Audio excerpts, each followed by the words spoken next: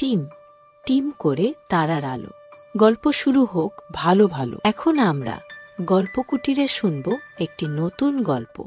হাঁড়ি কেন পালালো, জুতা কেন দৌড়ালো? গ্রামের নাম গোলমালপুর। গোলমালপুর নামটা গ্রামের মানুষ নিজেরাই দিয়েছিল, শুরুতে মজা করে। পরে বুঝল নামটা ঠিকই আছে। গোলমালপুর খুব সুন্দর গ্রাম। কাঁচা রাস্তা, ছোট ঘর, সামনে উঠোন, পেছনে গাছ। সকালে পাখি ডাকে, বিকেলে গরু ফেরে। সবকিছু একদম ঠিকঠাক চলছিল, যতদিন না একটা ছোট ঘটনা ঘটল। এক সকালে গ্রামের রামু কাকু ঘুম থেকে উঠে দেখলেন তার লাঠিটা দরজার বাইরে নেই। তিনি ভাবলেন ভুল করে ভেতরে রেখেছেন। ঘরে ঢুকে দেখলেন লাঠিটা খাটের নিচে। তিনি লাঠিটা তুলতেই লাঠি গড়াতে শুরু করল। রামু কাকু বললেন, এই দাঁড়া। লাঠি দাঁড়ালো না। তিনি হাসলেন, বুড়ো বয়সে চোখের ভুল ভেবে আবার কাজে গেলেন। কিন্তু ওই দিনই আরেক বাড়িতে দেখা গেল হাঁড়ি চুলায় বসতে চাইছে না। ঝাড়ু পরিষ্কার করার বদলে মেঝের মাঝখানে শুয়ে পড়েছে। আর সবচেয়ে অদ্ভুত, এক জোড়া জুতা সকালবেলা একসাথে ছিল, বিকেলে আলাদা হয়ে গেছে। গ্রামের লোকেরা প্রথমে হাসল, আহা আজ গোলমাল হচ্ছে, এই বলেই ছেড়ে দিল। কিন্তু পরদিন গোলমাল থামল না, বরং বাড়ল। বাজারে ওজন মাপার পাল্লা ইচ্ছে করে হালকা হয়ে যাচ্ছিল। দুধের হাঁড়ি দুধ ছিটিয়ে দিচ্ছিল। একটা দরজা খুললেই আরেকটা দরজা বন্ধ হয়ে যাচ্ছিল। গোলমালপুরে তখন হাসির সাথে সাথে বিরক্তিও ঢুকতে শুরু করল। এইসব কি হচ্ছে? কার দোষ? এভাবে চললে কাজ হবে? কিন্তু কেউ উত্তর জানত না। এই গ্রামেই থাকতো বীরু। বীরু খুব সাধারণ মানুষ। সে না নেতা না পণ্ডিত। বীরু খেয়াল করল জিনিসপত্র গোলমাল করছে, কিন্তু একসাথে না। কখনো সকাল, কখনো দুপুর, কখনো সন্ধ্যায়। আর একটা অদ্ভুত ব্যাপার, যখন কেউ খুব রাগ করত তখন গোলমাল আরো বাড়ত। একদিন বাজারে এক লোক হাঁড়ির উপর চেঁচিয়ে উঠল। হাঁড়িটা তখন লাফিয়ে পড়ে গেল। আরেকদিন এক মহিলা জুতার উপর রেগে গেলেন। জুতা দুটো তখন দুই দিকে দৌড় দিল। বীরু কিছু বলল না, সে শুধু দেখল। দিন যেতে যেতে গোলমালপুরে কাজ করা কঠিন হয়ে গেল। খাবার রান্না দেরি, বাজারে ঝামেলা, লোকজন ক্লান্ত। এক সন্ধ্যায় সবাই মাঠে জড়ো হলো। কিছু একটা করতে হবে, একজন বলল। জিনিসপত্র নষ্ট হয়ে গেছে, আরেকজন বলল। কেউ বলল জাদু, কেউ বলল বদর নজর। সবাই কথা বলছিল। বীরু চুপ করে বসেছিল। হঠাৎ সে দাঁড়ালো। সে বলল না, আমি জানি। সে শুধু বলল, একদিন আমার জুতা নিজে নিজে সরে গিয়েছিল। আমি তখন রাগ করিনি, আমি হেসেছিলাম। জুতা তখন থেমে গিয়েছিল। মাঠে সবাই চুপ হয়ে গেল। কেউ হাসল, কেউ ভাবল। বীরু বলল, হয়তো জিনিসপত্রগুলো খারাপ না, হয়তো আমরা খুব তাড়াহুড়া করছি। সবাই নিশ্চিত হলো না, কিন্তু আর কোনো আইডিয়াও ছিল না। পরদিন একটা অদ্ভুত কাজ করা হলো। সকালে হাঁড়ি ধরার আগে বলা হলো, চলো আজ একসাথে কাজ করি।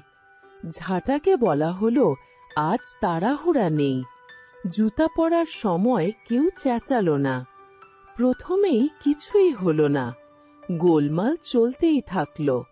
দুপুরে আবার হাঁড়ি গড়ালো, পাল্লা দুলল, দরজা আটকালো। লোকেরা হতাশ হলো, কিছুই কাজ করছে না। বীরু বলল, সময় লাগতে পারে। সন্ধ্যার দিকে এক আশ্চর্য জিনিস হলো। একটা ঝাঁটা, যেটা সারাদিন শুয়েছিল, নিজে নিজেই উঠে দাঁড়ালো। একটা হাঁড়িও আর গড়ালো না। জুতা দুটো পাশাপাশি এসে থামলো। সব একসাথে ঠিক হয়নি, কিন্তু একটু একটু করে। পরের দিন আরো কম গোলমাল, তার পরের দিন আরো কম। 1 সপ্তাহ পর গোলমালপুর আবার আগের মতো হয়ে গেল। না, একদম আগের মতো না। এখন লোকজন আগে একটু থামে, রেগে যায় কম, চেঁচায় কম, আস্তে ধীরে কাজ করে। আর যদি কখনো কোনো জিনিস নড়ে চড়ে বসে, লোকজন শুধু বলে, আচ্ছা, বুঝেছি। আর গোলমাল, তাকেও আর গ্রামে পাওয়া গেল না। কারণ গোলমালপুর গ্রামের মানুষ শিখে গেছে, সবকিছু ঠিক করতে সবসময় জোর লাগে না। না রেগে, না চেঁচিয়ে করতে পারলেই কাজ সহজ হয়ে যায়। গল্পটি শেষ হল। পরের ভিডিওতে শুনব আরেকটি নতুন মজার গল্প। টিম টিম করে তারার আলো। গল্প শুরু হোক ভালো ভালো। এখন আমরা গল্প কুটিরে শুনব একটি নতুন গল্প। আপেল গাছের বন্ধু। অনেক অনেক বছর আগের কথা। বিশাল বন আর পাহাড়ের মাঝে এক ছোট্ট গ্রাম ছিল। সেই গ্রামে জন চ্যাপম্যান নামে এক সাধারণ মানুষ থাকতেন। লোকে তাকে আদর করে জনি বলে ডাকত। জনি ছিলেন খুব সাধারণ। তার পরনে থাকত পুরনো কোট, পায়ে পুরনো জুতো আর কাঁধে একটা পুরনো কাপড়ের ব্যাগ। সেই ব্যাগে থাকত তার সবচেয়ে দামি জিনিস, আপেলের বীজ। তিনি কখনো আল্লাহর কাছে বড় বাড়ি চাইতেন না, অনেক টাকা চাইতেন না। তার একটাই স্বপ্ন ছিল, যেখানে যাবেন সেখানে আপেলের গাছ লাগাবেন। জনি প্রতিদিন সকালে উঠে তার ব্যাগ কাঁধে নিয়ে বেরিয়ে পড়তেন। কখনো পায়ে হেঁটে, কখনো নৌকায় করে নদী পার হয়ে, কখনো বনের ভেতর দিয়ে হেঁটে যেতেন। যেখানেই যেতেন সেখানে থামতেন। প্রথমে মাটি খুঁড়ে নরম করে নিতেন, তারপর খুব যত্ন করে আপেলের বীজ পুঁতে দিতেন। বীজ পোঁতার সময় তিনি মনে মনে বলতেন, মাটি ফুঁড়ে বেরিয়ে আসো, বড় হও, সুন্দর হও, অনেক ফল দাও। মানুষ যেন তোমার ছায়ায় বিশ্রাম নিতে পারে, পাখিরা যেন তোমার ফল খেতে পারে, আর ছোট্ট ছোট্ট ছেলে মেয়েরা যেন তোমার নিচে খেলতে পারে। জনি কখনো কারো কাছে কিছু চাইতেন না, বরং তিনি গরিব মানুষদের আপেল দিয়ে সাহায্য করতেন। কোনো বাড়িতে অসুস্থ মানুষ থাকলে তিনি আপেল নিয়ে তাকে দেখতে যেতেন আর তার পাশে বসে গল্প বলতেন। ছোট ছেলেমেয়েরা তাকে দেখলে ছুটে আসত, বলতো, আপেল গাছের বন্ধু এসেছে। জনি তাদের কোলে তুলে নিয়ে বলতেন, একদিন তোমরা এই গাছগুলো থেকে আপেল খাবে। আমি আজ বীজ পুঁতে দিয়ে গেলাম, তোমরা শুধু অপেক্ষা করো। একবার তিনি একটা খুব দূরের শুকনো বনে গিয়েছিলেন। সেখানে কোনো গাছ ছিল না, শুধু শুকনো মাটি আর শক্ত পাথর। জনি সেখানে অনেকগুলো বীজ পুঁতে দিলেন, তারপর বললেন, এখানে একদিন অনেক আপেল গাছ হয়ে পুরো জায়গাটা সবুজ হয়ে উঠবে। বছরের পর বছর কেটে গেল। জনি বুড়ো হয়ে গেলেন, তার চুল সাদা হয়ে গেল, পা ধীর হয়ে গেল, কিন্তু তিনি থামলেন না। তিনি এখনো বীজ পুঁতে যাচ্ছিলেন, যখন যেখানে যাচ্ছিলেন। একদিন তিনি একটা ছোট্ট গ্রামে গিয়ে দেখলেন, যেখানে তিনি অনেক বছর আগে বীজ পুঁতে গিয়েছিলেন, সেখানে এখন অনেক বড় বড় আপেলের গাছ হয়েছে। গাছগুলোতে লাল লাল মিষ্টি আপেল ঝুলছে।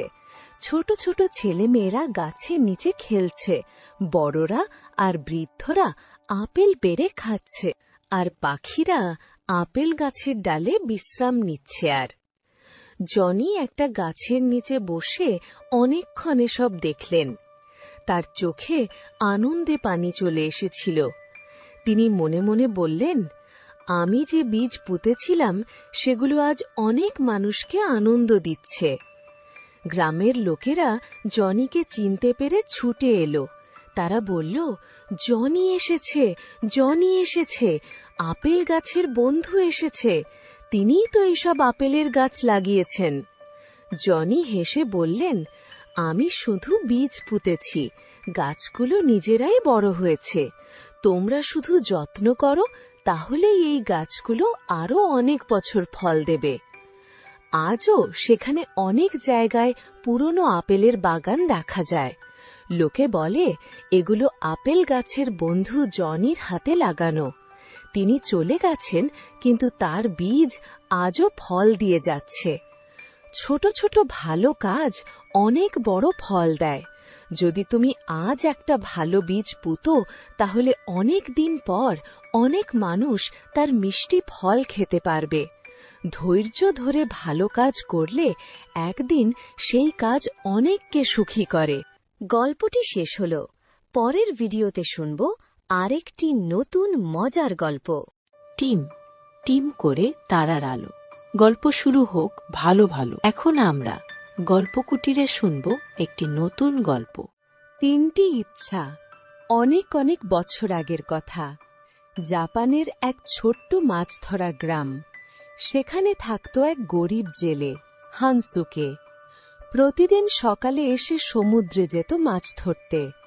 সারাদিন মাছ ধরে যা পেত তা বিক্রি করে মা আর ছোট বোনের খাবার জোগাড় করত। জীবন ছিল খুব কষ্টের, তবুও হানসুকে কখনো অভিযোগ করত না। একদিন সে সমুদ্রের অনেক দূরে গিয়ে মাছ ধরছিল। হঠাৎ তার জালে একটা অদ্ভুত জিনিস আটকে গেল। জাল তুলে দেখল ভিতরে একটা সুন্দর সাদা পাখি। পাখিটা খুব ক্লান্ত আর ভয় পেয়েছিল। হানসুকে তাড়াতাড়ি জাল খুলে পাখিটাকে মুক্ত করল। সে পাখিটার ডানায় লেগে থাকা আগাছা পরিষ্কার করে দিল। নিজের কাপড়ের একটা টুকরো দিয়ে তার গায়ে নরম করে মুড়িয়ে দিল। পাখিটা তার হাতে মাথা ঘষে যেন ধন্যবাদ জানাল। তারপর পাখিটা নরম গলায় বলল, হানসুকে, তুমি আমাকে সাহায্য করেছ। আমি তোমার 3টি ইচ্ছা পূরণ করব। কিন্তু একটা কথা মনে রেখো, লোভ করো না। লোভ করলে সব শেষ হয়ে যাবে। হানসুকে খুব অবাক হয়ে পাখিটিকে নিয়ে বাড়ি ফিরে এলো। সে তার মা আর বোনকে সব ঘটনা বলল। মা খুব খুশি হয়ে বললেন, বাবা, এ তো খুব ভালো সুযোগ। আমাদের 3টি ইচ্ছা আছে। প্রথমে মা বললেন, একটা বড় সুন্দর ঘর চাই, যাতে আমাদের আর ছোট ভাঙা ঘরে থাকতে না হয়। হানসুকে তাড়াহুড়ো করে বলল, আমাদের একটা বড় সুন্দর ঘর হোক। হঠাৎ তাদের ছোট্ট পুরনো ঘরটা একটা বড় সুন্দর ঘরে পরিণত হল। ছাদ উঁচু, দেওয়াল চকচকে, ঘরের ভিতরে সুন্দর সুন্দর জিনিস। মা আর বোন খুশিতে হাততালি দিল। কিছুক্ষণ পর মা বললেন, এখন আমাদের অনেক টাকা পয়সা দরকার, যাতে আমরা সবকিছু কিনতে পারি। হানসুকে আবার তাড়াহুড়ো করে বলল, আমাদের অনেক টাকা পয়সা হোক। হঠাৎ ঘর ভরে গেল টাকা পয়সায়। টেবিল, বিছানা, মেঝে, সব জায়গায় সোনা রূপার টাকা। এত টাকা ছিল যে তারা দরজা দিয়ে বেরোতেও পারছিল না। মা ভয় পেয়ে চিৎকার করে বললেন, এখন এই টাকা সরিয়ে দাও, আমরা বেরোতে পারছি না। হানসুকে ভুল করে আবার বলল, টাকা পয়সা সব সরে যাক। মুহূর্তের মধ্যে সব টাকা উধাও হয়ে গেল। আবার তাদের সেই ছোট্ট পুরনো ঘর ফিরে এলো। হানসুকে আর তার মা দুজনেই খুব দুঃখ পেলেন। হানসুকে মাথায় হাত দিয়ে বলল, আমরা লোভ করেছিলাম, 3টি ইচ্ছা একেবারে নষ্ট হয়ে গেল। আমাদের যা ছিল তাই আবার ফিরে পেলাম। মা তার হাত ধরে নরম গলায় বললেন, হ্যাঁ বাবা, আমরা ভুল করেছি, কিন্তু আমরা একসাথে আছি। আমাদের ছোট্ট ঘর আছে।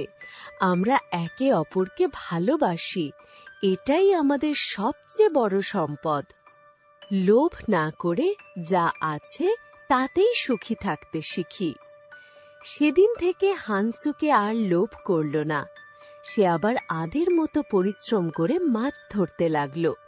কিন্তু এবার তার মনে একটা শান্তি ছিল, কারণ সে বুঝেছিল তাড়াহুড়ো করে সিদ্ধান্ত নিলে অনেক সময় বড় ভুল হয়ে যায়। লোভ আর তাড়াহুড়ো আমাদের ভুলের দিকে নিয়ে যায়, আর ধৈর্য ধরলে জীবন সুন্দর হয়। গল্পটি শেষ হল। পরের ভিডিওতে শুনব আরেকটি নতুন মজার গল্প। টিম টিম করে তারার আলো। গল্প শুরু হোক ভালো ভালো। এখন আমরা গল্প কুটিরে শুনব একটি নতুন গল্প। সোনালী রঙের হরিণ অনেক অনেক বছর আগের কথা। চীনের এক ঘন সবুজ জঙ্গলে, যেখানে পাহাড় আর ঝর্ণা মিলে এক স্বপ্নের মতো জায়গা তৈরি করেছিল, সেখানে থাকত এক অসাধারণ সুন্দর হরিণ। তার গায়ের রং ছিল ঝলমলে সোনালি। সূর্যের আলো পড়লে সে যেন সোনার মতো জ্বলে উঠত। সব প্রাণী তাকে দেখে মুগ্ধ হয়ে যেত। তারা তাকে ডাকত সোনালী রঙের হরিণ। এই হরিণ ছিল খুব দয়ালু আর নরম হৃদয়ের। জঙ্গলের কোনো প্রাণী অসুস্থ হলে সে তার কাছে ছুটে যেত। নরম পাতা দিয়ে ক্ষত বেঁধে দিত, তাজা ফল ফুল এনে খাওয়াত, আর পাশে বসে শান্ত গলায় গল্প করত। সে কখনো কারো সাথে খারাপ ব্যবহার করত না। জঙ্গলের সবাই তাকে খুব ভালোবাসত। একদিন বর্ষাকালে জঙ্গলের পাশের বড় নদীতে প্রবল স্রোত বয়ে যাচ্ছিল। হঠাৎ এক গরিব কাঠুরে নদী পার হতে গিয়ে পড়ে গেল। স্রোতের টানে সে ডুবে যাচ্ছিল। সে চিৎকার করে বলল, বাঁচাও, বাঁচাও। সোনালী রঙের হরিণ তখন ঝর্ণার কাছে বিশ্রাম নিচ্ছিল। চিৎকার শুনে সে দ্রুত দৌড়ে গেল। তার শক্তিশালী শিং দিয়ে কাঠুরেকে ধরে খুব সাবধানে নদীর তীরে তুলে আনল। কাঠুরে বেঁচে গেল। সে হাঁটু গেড়ে বসে কাঁদতে কাঁদতে বলল, তুমি আমার জীবন বাঁচিয়েছ। আমি তোমার কাছে চিরকৃতজ্ঞ। আমি তোমার জন্য কি করতে পারি? হরিণ শান্ত গলায় বলল, তুমি শুধু একটা কথা রাখো, কাউকে বলো না যে আমি এখানে থাকি। মানুষ জানলে তারা আমাকে ধরে নিয়ে যাবে। আমি শুধু শান্তিতে থাকতে চাই। কাঠুরে প্রতিজ্ঞা করল, আমি কাউকে বলবো না। কয়েকদিন পর দেশের রাজা এক অদ্ভুত স্বপ্ন দেখলেন। তিনি দেখলেন একটি সোনালী হরিণ যে আলো ছড়াচ্ছে। রাজা ঘোষণা দিলেন, যে এই হরিণকে ধরে আনবে সে পাবে সোনা, রূপা, রাজপ্রাসাদের অংশ আর অনেক সম্পদ। এই খবর শুনে অনেক লোভী মানুষ জঙ্গলে ঢুকতে লাগল। কাঠুরেও খবরটা শুনল। তার মনে লোভ জাগল। সে ভাবল, আমি যদি হরিণটাকে ধরিয়ে দিই তাহলে আমি ধনী হয়ে যাব। সে তার প্রতিজ্ঞা ভুলে গেল। রাজার কাছে গিয়ে বলল, আমি জানি হরিণ কোথায় আছে। রাজা সৈন্য নিয়ে তার সাথে জঙ্গলে গেলেন। হরিণ তখন ঝর্ণার পাশে ছিল। হঠাৎ সে দেখল কাঠুরে সৈন্যদের নিয়ে আসছে। হরিণ দুঃখিত হয়ে বলল, আমি তোমার প্রাণ বাঁচিয়েছিলাম, তুমি আমার কথা ভুলে গেলে? কাঠুরে লজ্জায় মাথা নিচু করল। সে বুঝল সে ভুল করেছে। রাজা সব শুনে বললেন, এই হরিণ এত দয়ালু, আর তুমি তাকে ধরিয়ে দিতে এলে? এটা অন্যায়। রাজা কাঠুরেকে শাস্তি দিলেন আর হরিণকে সম্মান দিয়ে ছেড়ে দিলেন। তিনি ঘোষণা করলেন, কেউ এই হরিণের ক্ষতি করবে না। হরিণ আবার জঙ্গলে ফিরে গেল। সব প্রাণীকে যত্ন করতে লাগল। জঙ্গল আবার আনন্দে ভরে উঠল। কাঠুরে সারা জীবন তার ভুলের জন্য অনুতাপ করতে লাগল। বিশ্বাসঘাতকতা করলে নিজেরই ক্ষতি হয়। ভালো মানুষের প্রতি কৃতজ্ঞ থাকতে হয়। দয়া, সততা ও কৃতজ্ঞতাই সবচেয়ে বড় গুণ। গল্পটি শেষ হল। পরের ভিডিওতে শুনব আরেকটি নতুন মজার গল্প। টিম টিম করে তারার আলো। গল্প শুরু হোক ভালো ভালো। এখন আমরা গল্প কুটিরে শুনব একটি নতুন গল্প। চাঁদের ছবি আর বোকা বানর। অনেক অনেক বছর আগের কথা। একটা ঘন সবুজ জঙ্গলে একদল দুষ্টু বানর থাকত। তারা সারাদিন গাছে দোল খেত, ফল খেত, লাফালাফি করত আর রাত হলেই চাঁদের আলোয় খেলা করত। এক রাতে চাঁদটা খুব উজ্জ্বল হয়ে উঠেছিল। আকাশটা একদম পরিষ্কার, তারাগুলো ঝিকমিক করছিল। বানরের দল একটা পুরনো কুয়োর কাছে খেলতে গেল। তারা লাফাচ্ছিল, চিৎকার করছিল আর একে অপরের লেজ ধরে দৌড়াদৌড়ি করছিল। হঠাৎ একটা ছোট্ট বানর কুয়োর কিনারায় উকি দিয়ে দেখল।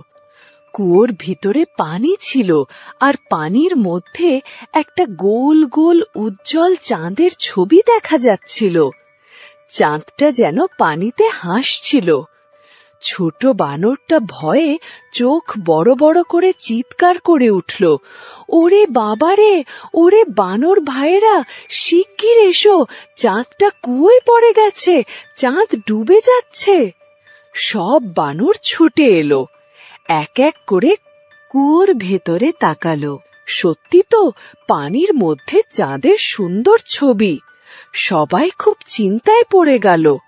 একটা বড় বানর গম্ভীর গলায় বলল, আমাদের চাঁদকে বাঁচাতে হবে।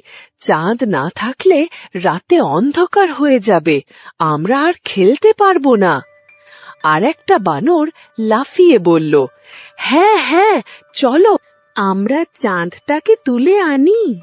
সব বানর মিলে খুব তাড়াতাড়ি একটা লম্বা দড়ি বানালো। গাছের লতা পাতা জড়িয়ে জড়িয়ে তারা অনেক লম্বা দড়ি তৈরি করল। তারপর একটা মোটা গাছের ডাল বেছে নিল। প্রথম বানরটা ডাল শক্ত করে ধরল। দ্বিতীয় বানর তার লেজ ধরে ছুঁড়ল। তৃতীয় বানর দ্বিতীয় বানরের লেজ ধরল। এভাবে একের পর এক সব বানর লেজ ধরে ঝুলতে লাগল। একটা লম্বা বানরের দড়ি তৈরি হয়ে গেল। সবাই উত্তেজনায় চিৎকার করছিল, ধরো ধরো, চাঁদটাকে ধরো, আরেকটু নামো, আরেকটু নিচে। নিচের বানরটা ধীরে ধীরে নামতে নামতে পানির খুব কাছে পৌঁছে গেল। ঠিক তখনই করাত, গাছের ডালটা হঠাৎ ভেঙে গেল। আহ! সব বানর একসাথে কুয়োর পানিতে পড়ে গেল। ঝপাং ঝপাং ঝপাং। সব বানর ভিজে চুপচুপে হয়ে গেল। তাদের লোম থেকে পানি ঝরছিল। কোনো মতে তারা কুয়ো থেকে উঠে এলো। সবাই কাঁপছিল আর ঠান্ডায় কুঁকড়ে যাচ্ছিল। তারপর তারা আকাশের দিকে তাকালো। দেখো কাণ্ড, চাঁদটা তো আগের মতোই আকাশে ঝলমল করছে। চাঁদ একটুও কুয়োয় পড়েনি। পানিতে যা দেখা গিয়েছিল সেটা শুধু চাঁদের ছবি, চাঁদের প্রতিবিম্ব। সব বানর একজন আরেকজনের দিকে তাকিয়ে লজ্জা পেল। একটা বানর বলল, আমরা তো শুধু চাঁদের ছবি দেখে ভয় পেয়েছিলাম। আরেকটা বানর হাসতে হাসতে বলল, আমরা সত্যিই বোকা, না ভেবেই কাজ করেছি, ভালো করে না দেখে তাড়াহুড়ো করেছি। সেদিন থেকে বানরের দল আর কখনো তাড়াহুড়ো করে না। তারা আগে দেখে, তারপর ভাবে, তারপর কাজ করে। আর যখনই কুয়োর কাছে যায় তারা হেসে বলে, ওটা চাঁদের ছবি, কিন্তু আমরা আর বোকা নই। সবকিছু যা দেখা যায় তা সবসময় সত্যি নাও হতে পারে। তাই কিছু দেখলে তাড়াতাড়ি বিশ্বাস না করে ভালো করে চিন্তা করে কাজ করতে হয়। তাড়াহুড়ো করলে অনেক সময় বিপদ হয় আর হাসির খোরাক হতে হয়। গল্পটি শেষ হল। পরের ভিডিওতে শুনব আরেকটি নতুন মজার গল্প।